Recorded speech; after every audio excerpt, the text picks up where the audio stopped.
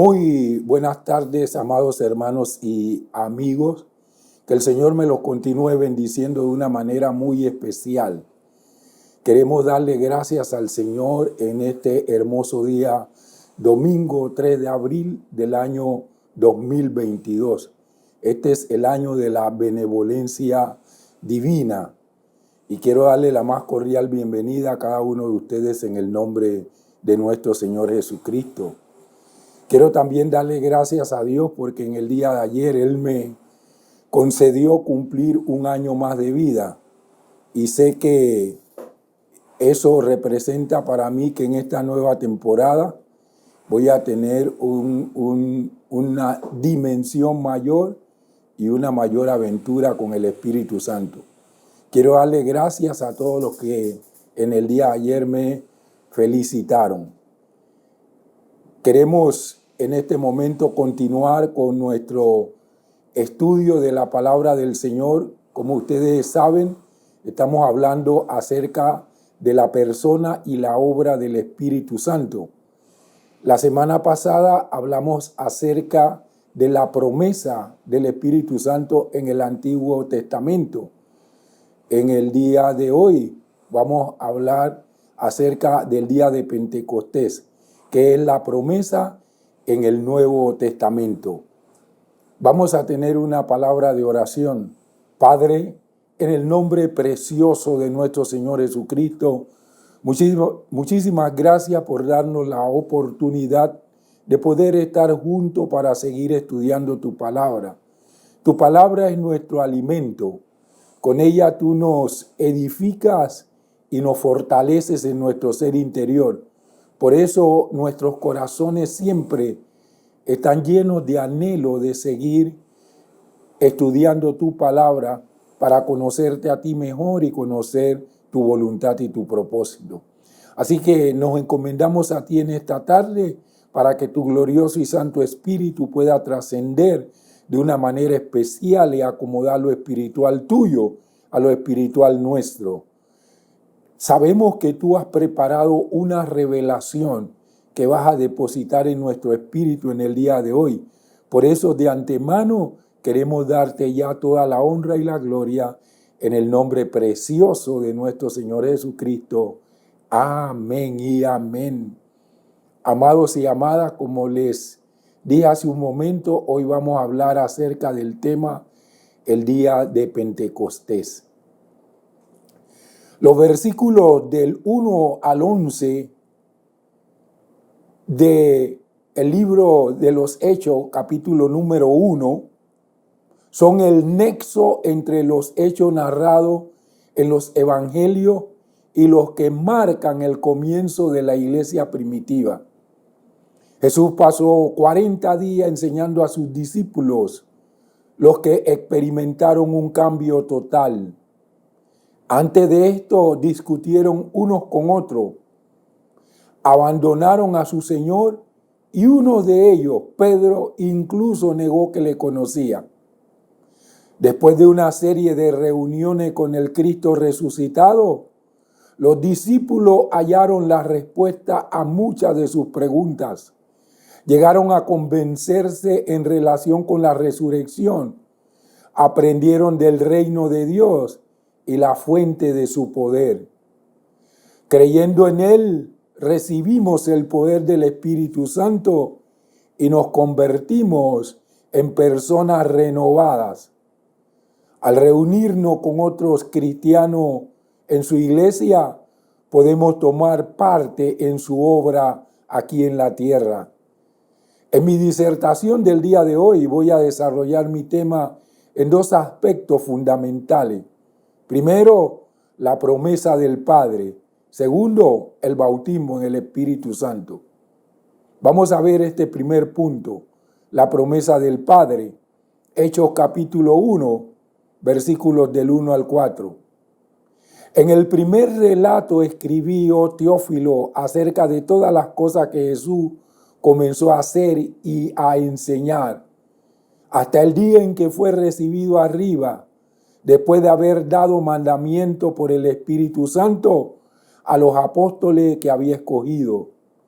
A esto también se presentó vivo después de haber padecido con muchas pruebas convincentes. Durante 40 días se hacía visible a ellos y les hablaba acerca del reino de Dios. Y estando juntos, les mandó que no se fueran de Jerusalén, sino que esperaran el cumplimiento de la promesa del Padre, de la cual me oyeron hablar. Un poco antes de ascender al cielo para estar a la diestra del Padre, Jesús reunió a los que había escogido como apóstoles para una comida y un momento de comunión. Es probable que en ese grupo hubiera más personas aparte de los 11.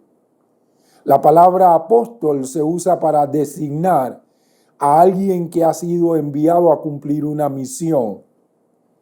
Entre los apóstoles, entonces, podían contarse a otros, como los 70 que también habían sido enviados por Jesús, según nos dice la palabra de Dios en Lucas capítulo 10, versículo 1.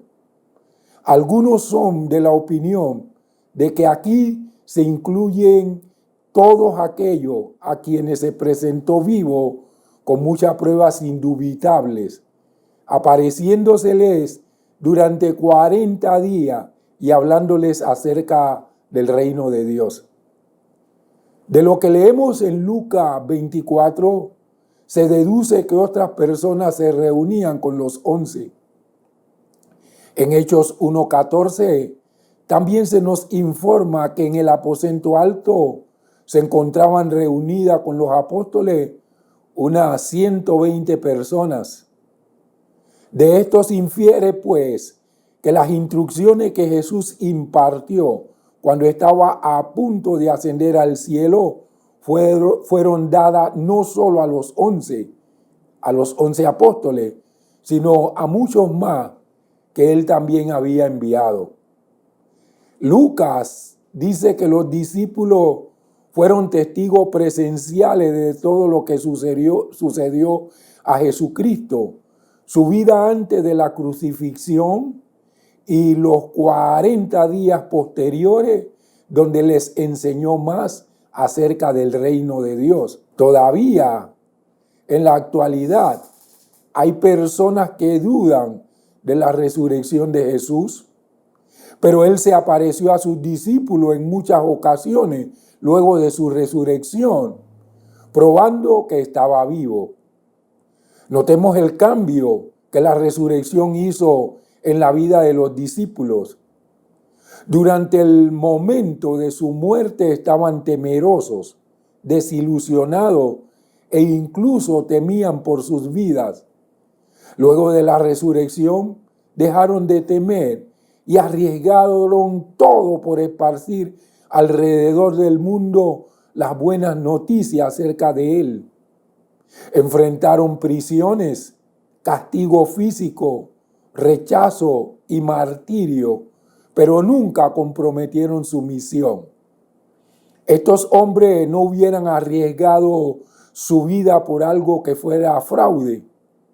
Sabían que Jesús resucitó de la muerte y la iglesia primitiva se encendió con su entusiasmo para proclamar las noticias a otros.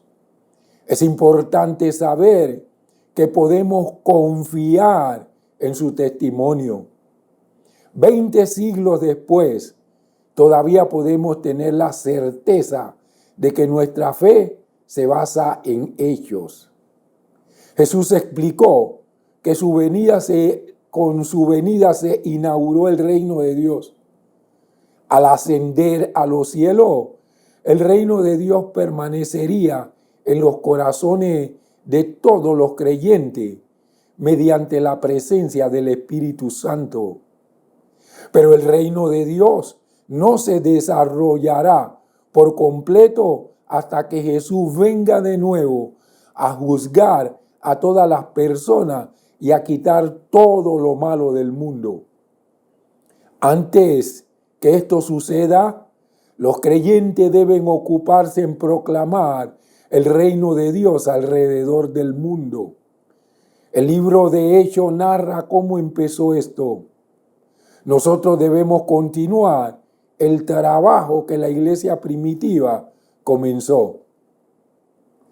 La deidad divina es una descripción de la relación única del Padre, el Hijo y el Espíritu Santo. Si Jesús hubiera permanecido en la tierra, su presencia física habría limitado la difusión del Evangelio, ya que físicamente solo podría estar en un solo lugar al mismo tiempo. Después de su ascensión, podría estar presente espiritualmente en todo lugar a través del Espíritu Santo. El Espíritu Santo se envió de manera que Dios estuviera con sus seguidores y en ello después que Jesús ascendió al cielo. Su Espíritu lo reconfortaría y guiaría a la verdad, permaneciendo en ello las palabras de Jesús, dándole las palabras oportunas y llenándolos con poder. ¿Cuál fue el mandato más enfático que Jesús le dio en esta ocasión? ¿Qué importancia tiene la obediencia en la recepción de la promesa de Dios? Dice la palabra del Señor en 1 Samuel 15:22. Ciertamente el obedecer es mejor que los sacrificios y el prestar atención que la grosura de los carneros. La paráfrasis de este pasaje para una explicación moderna de su concepto diría: obedecer es mejor que echar fuera demonios, diezmar, dar ofrenda, cantar en un coro o realizar cualquier otra obra cristiana. Todo lo antes mencionado es hermoso y aceptable a Dios, siempre y cuando le demostremos en todo una actitud de completa obediencia. Si esto no fuera suficiente para admitir este punto, veamos lo que dijo Jesús.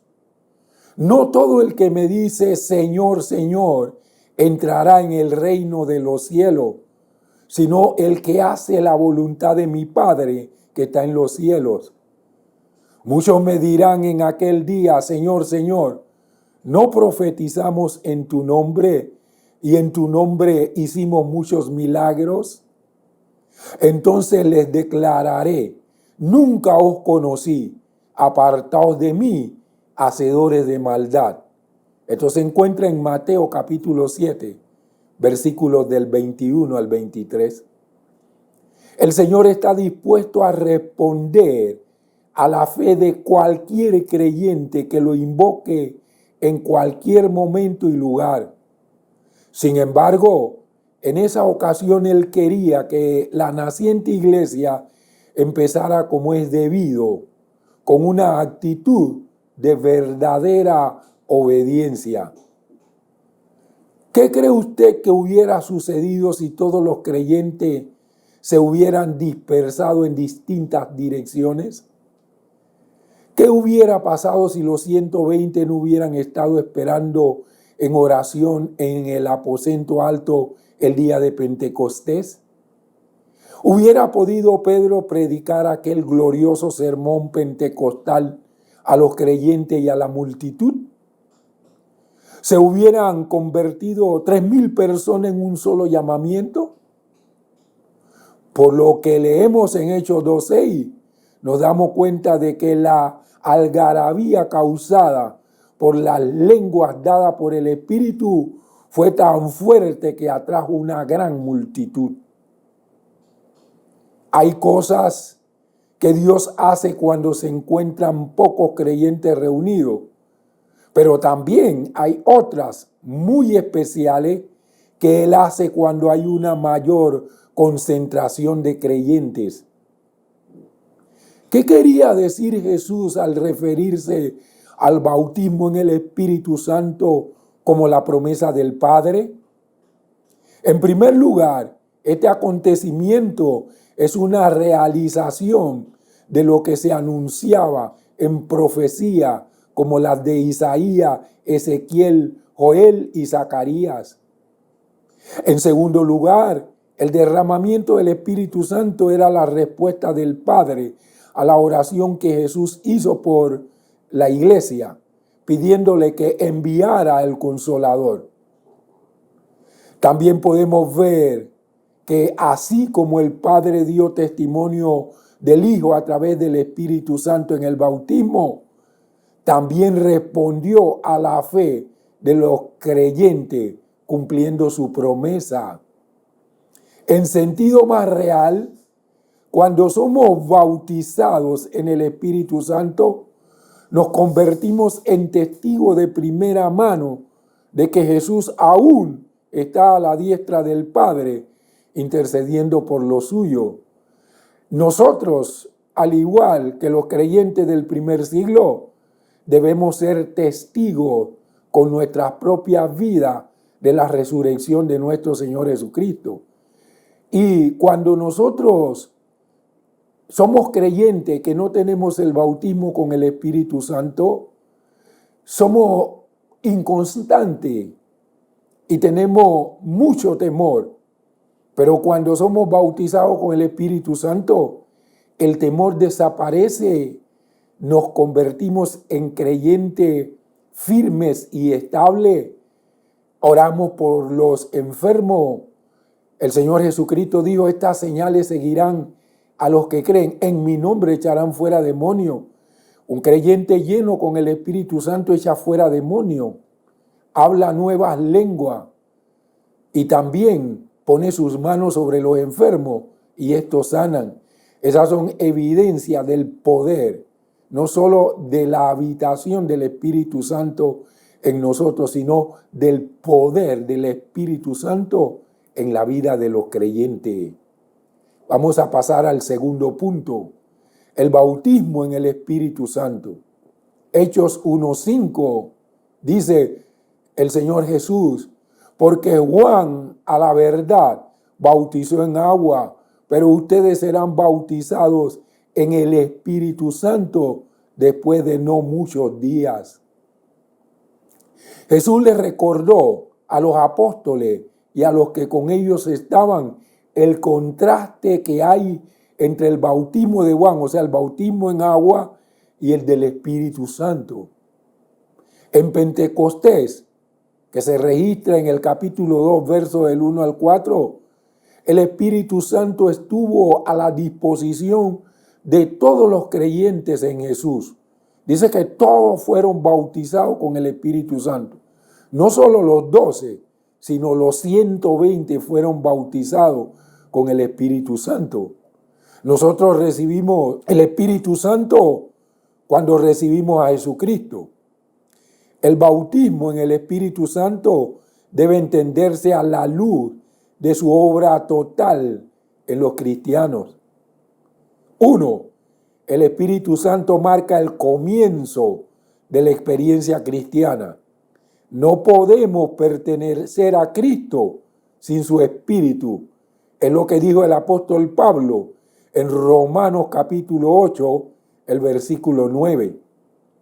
Dice, sin embargo, ustedes no viven según la carne, sino según el Espíritu, si es que el Espíritu de Dios mora en ustedes. Si alguno no tiene el Espíritu de Cristo, no es de él.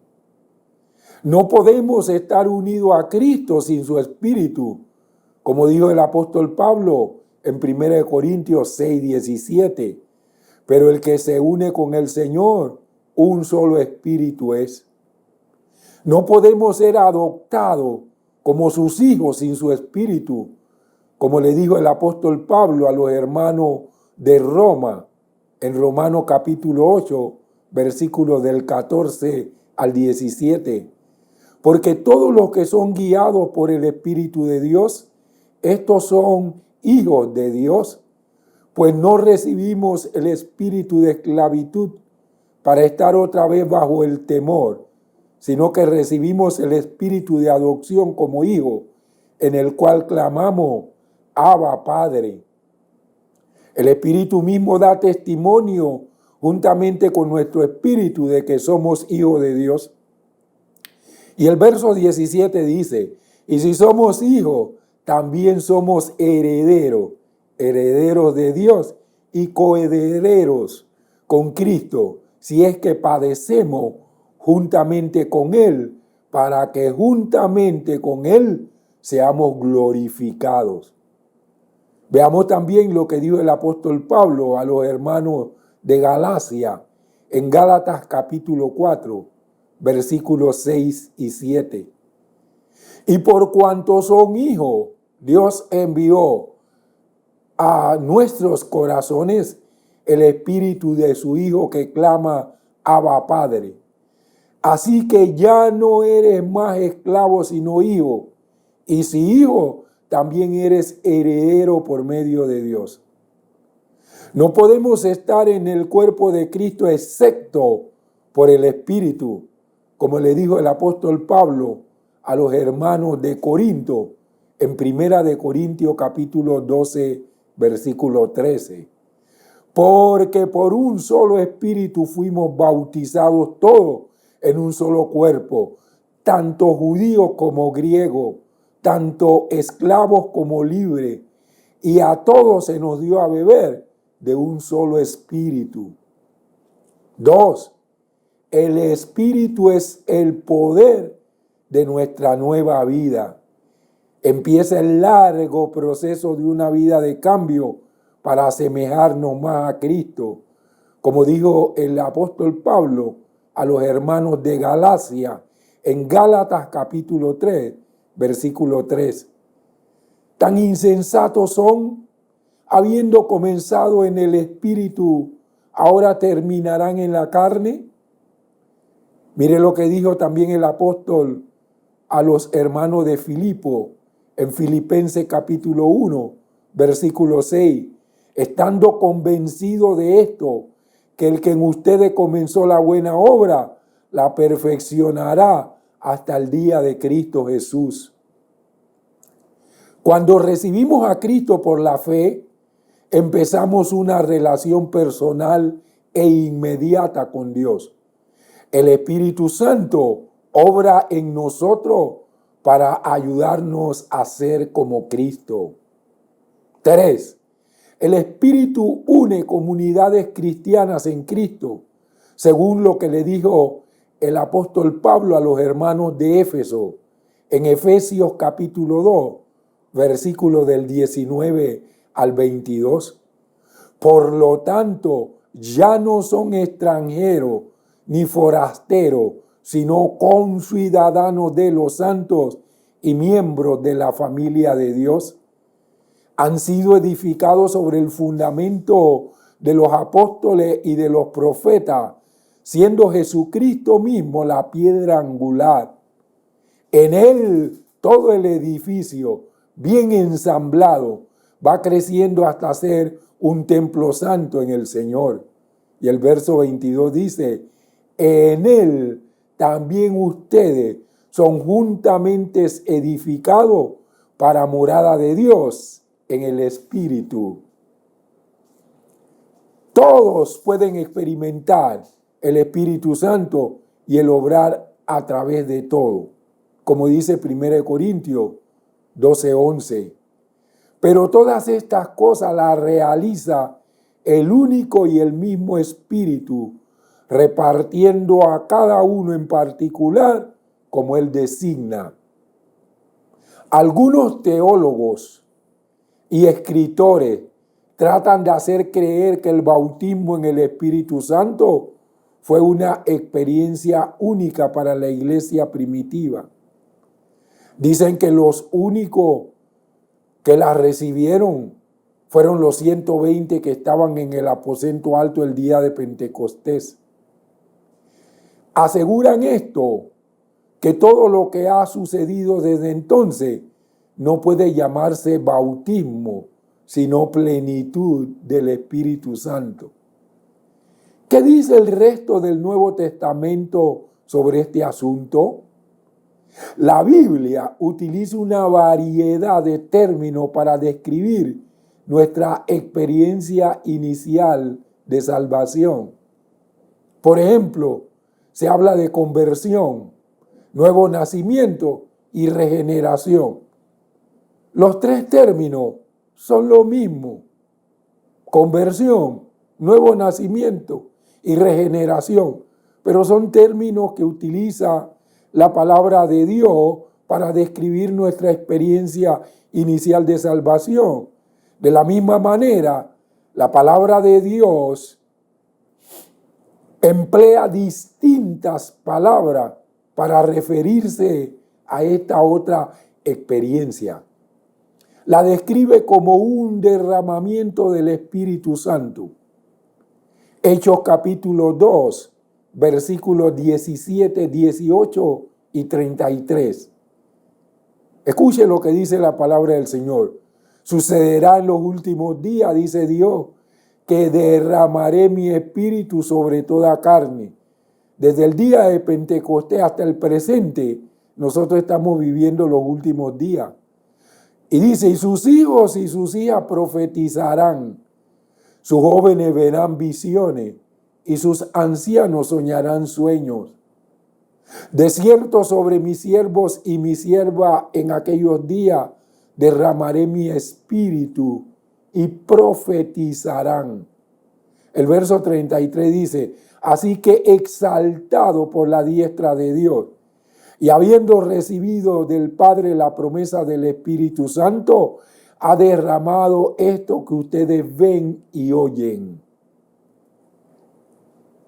Cuando uno es salvo y el Espíritu Santo viene a habitar en nosotros para bautizarnos en el cuerpo de nuestro Señor Jesucristo, no hay ninguna evidencia física.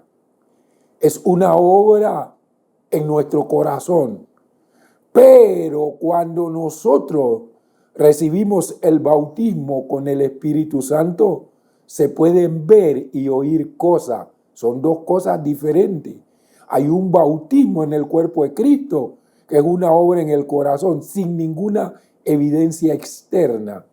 Pero hay un bautismo con el Espíritu Santo que tiene una evidencia externa, como las que acabamos de mencionar hace un momento, que dice el versículo 33 de Hechos 2. Así que exaltado, hablando acerca de Jesús, así que exaltado por la diestra de Dios y habiendo recibido del Padre la promesa del Espíritu Santo, ha derramado esto que ustedes ven y oyen. La experiencia del bautismo con el Espíritu Santo se ve y se oye.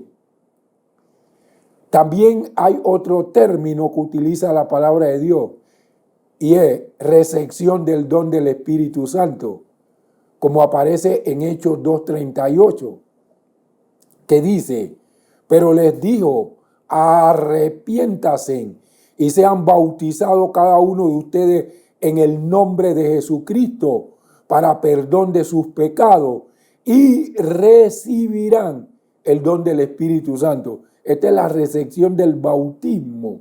No está hablando aquí el apóstol Pedro de el habitar del Espíritu Santo para incluirnos en el cuerpo de Cristo. Pero hay otro término, un descenso del Espíritu Santo. Hechos 8:16. Porque aún no había descendido sobre ninguno de ellos el Espíritu Santo. Solamente habían sido bautizados en el nombre de Jesús. ¡Qué tremendo! Primero fueron bautizados en agua en el nombre del Padre, del Hijo y del Espíritu Santo. Pero aquí aparece que fueron bautizados en el nombre de Jesús. Lo que sucede es que muchos de los que estaban allí en Jerusalén ya habían sido bautizados por Juan el Bautista. Y cuando Juan el Bautista los bautizó, lo hizo por el Padre y el Espíritu Santo. Pero en la era cristiana, en la instauración del reino por Cristo, era necesario ya incluir al Cristo glorificado. Entonces por eso hacemos el bautismo en el nombre del Padre, del Hijo y del Espíritu Santo. Entonces Pedro les dice, porque aún no había descendido sobre ninguno de ellos el Espíritu Santo. Solamente habían sido bautizados en el nombre de Jesús. Hechos 10:44 habla también de esto, acerca de el descenso del Espíritu Santo.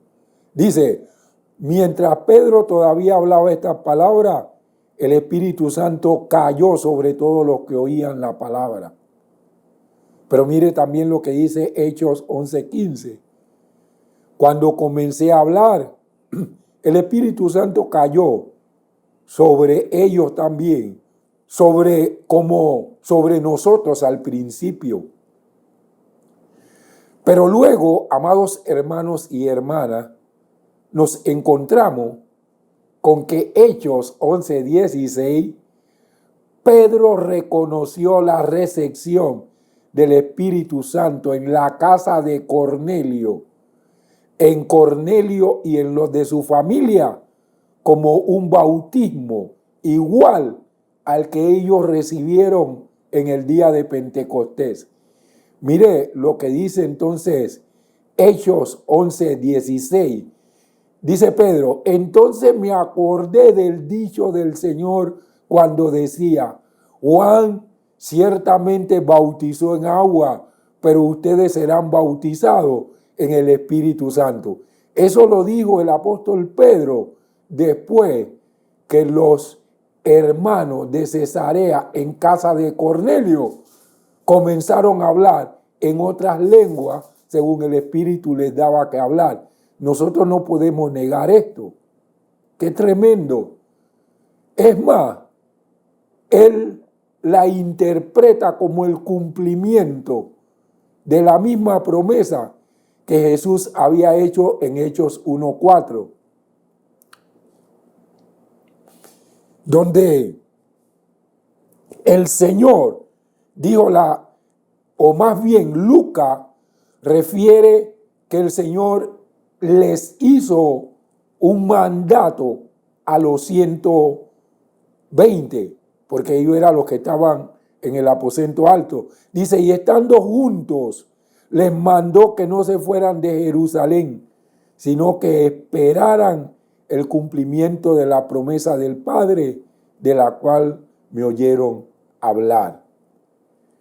Para terminar esta disertación, yo quiero decirle a todos ustedes que no descuidemos ninguna de las partes del Evangelio.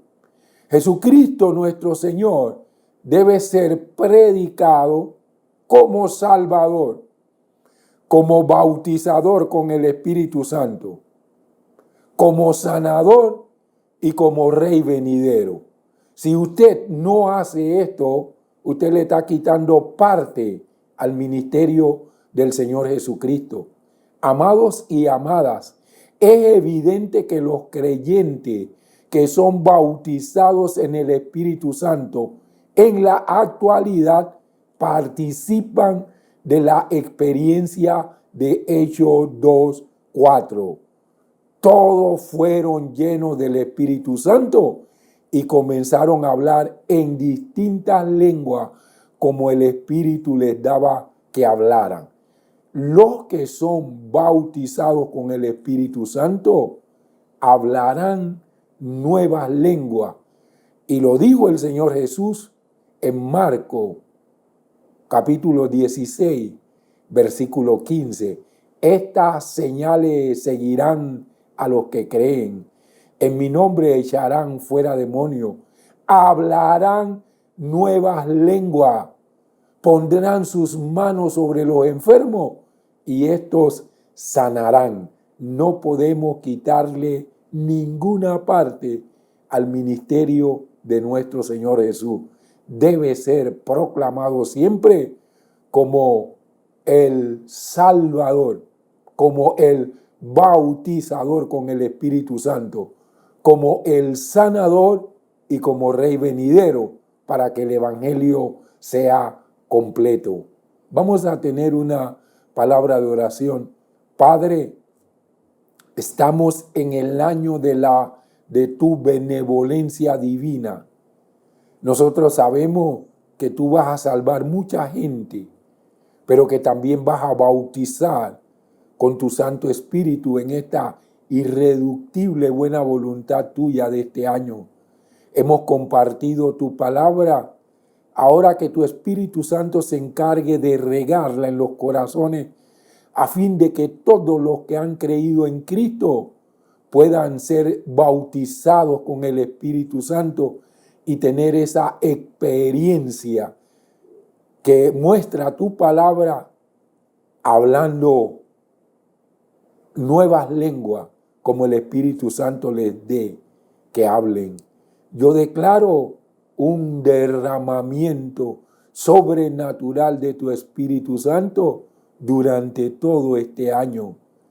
Señor, cuando tú cumplas esta palabra que nos ha dado, nosotros siempre tendremos el cuidado de darte a ti toda la honra y toda la gloria. En el nombre precioso de nuestro Señor Jesucristo. Amén y amén. Mis amados hermanos y hermanas, una vez más quiero agradecerle por haber estado conmigo en este tiempo de estudio de la palabra del Señor. Si así el Señor nos lo permite, volvemos a vernos el día jueves a las 8 de la noche, cuando seguiremos entonces estudiando las cartas del apóstol Pablo para extraer las verdades que nos ayuden a proyectar la imagen de nuestro Señor Jesucristo aquí en la tierra. Saludos y bendiciones.